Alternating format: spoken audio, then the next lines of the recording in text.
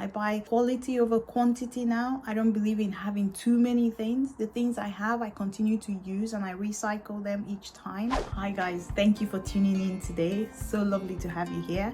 My name is Carina, darling, and if you're new to my channel, welcome. I'm super excited that you're here. Do not forget to subscribe to my channel, like it, share it with all your friends, and be a part of the community.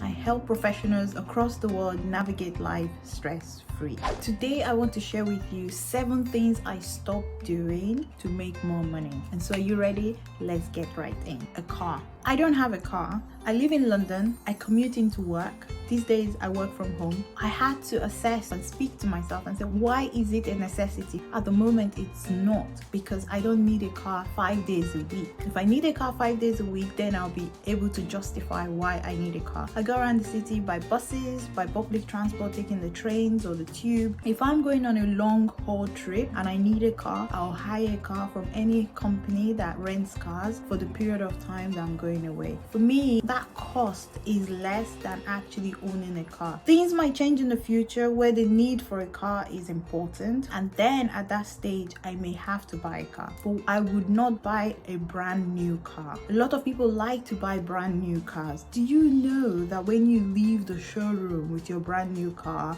your car loses 10 to 15% of its value, and in the next 2 to 3 years that car loses 60% of its value? So that's basically you taking your hard-earned money and flushing it down the toilet. That's how I see it. The other point I want to share with you is shopping and fast fashion. We all recognize the impact that fast fashion is having to our climate. Not to imagine the children that are in slavery, in labor, having to work just to ensure that they're meeting the demands of the rest of the world. I made a decision about 10 years ago where I stopped buying clothes on impulse. I buy clothes probably 2 to 3 years. I'll do a box shopping of the things that are essential that I need, and I look at those things and they may cost a bit more money. I buy quality over quantity now. I don't believe in having too many things. The things I have, I continue to use and I recycle them each time. And when I do my box shopping, I look in my wardrobe and I say, what are the things that are going to go for these new items to come in? And that's not always. If 6 months in a year, I probably won't even buy anything. This concept of fast fashion got me thinking about 10 years ago, which led me to start my slow fashion sustainable brand, which is a cashmere brand. And this brand for me is really my baby. I launched it in 2021, but it had been in the horizon for quite a long time.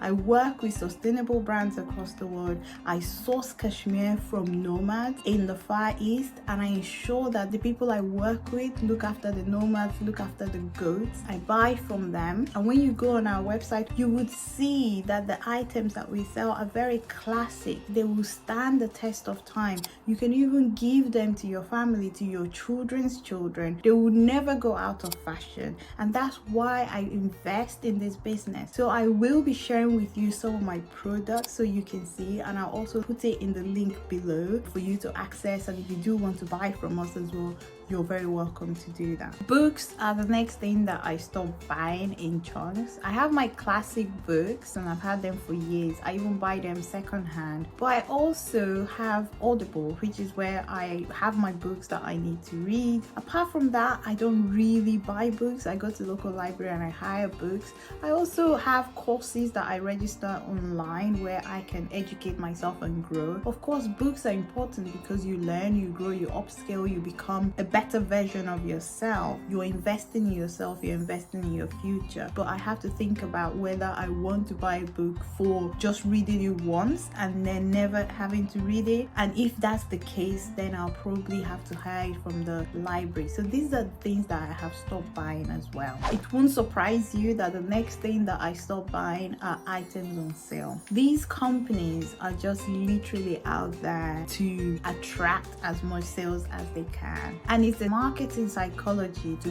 play with your mind to buy it because you know it's on sale. So So what I do with sales item, I would never buy an item just because it's on sale. What I do is, usually if I have an item that I have identified as a need, I will give it 2 to 3 months, and if within that window that item goes on sale, I will buy it. If it doesn't, I will still invest in it, but that's the only time I will buy something on sale. Another thing that I stop investing in is high maintenance items. I know we're women, we love to do our hair, our nails, our lashes, makeup, everything. We like to shop. I look at things and say, okay, what can I do to reduce the amount I spend on this? So if it's my hair, I would probably go to the salon every 2 to 3 months. Most people like myself will probably go to the salon every 2 weeks because of the nature of our hair, but I try not to do that. So I learn things. I learn how to do my own hair. I learn how to look after my hair, how to texturize it, how to ensure that it's looking good,